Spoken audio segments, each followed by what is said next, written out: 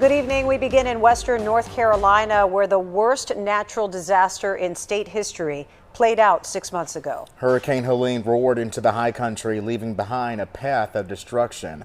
The storm caused $78 billion in damage in the U.S. According to a new report tonight from the National Hurricane Center, the Reedy, Saluda, French Broad, and Swannanoa rivers exceeded historic levels of flooding. Widespread storm damage included major flooding and wind destruction. At least 240 people died because of Helene, including 106 people in our state.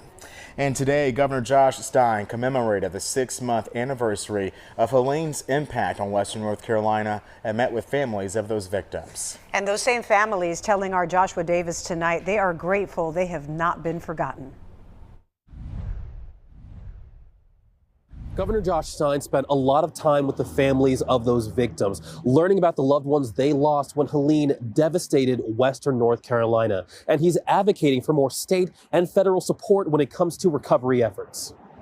I do a lot of praying, but it's good to see the governor of our state come and back us. Donald Craig has lived his entire life in Fairview. When Helene hit, he lost everything, and his community lost people they loved.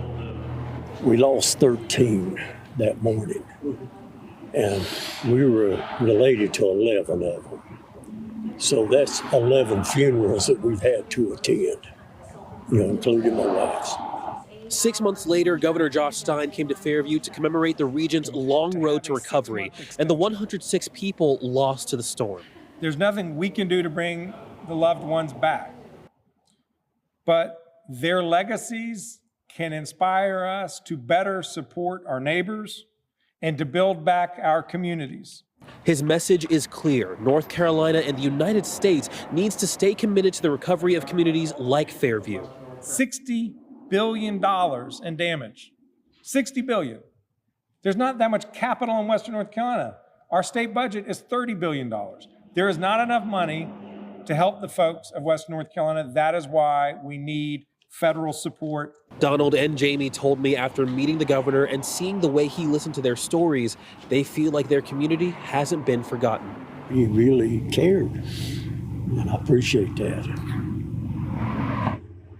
Governor Stein said it'll take commitment from everyone to make a difference, and they need to make sure that state and federal leaders work with western North Carolina communities to make that happen.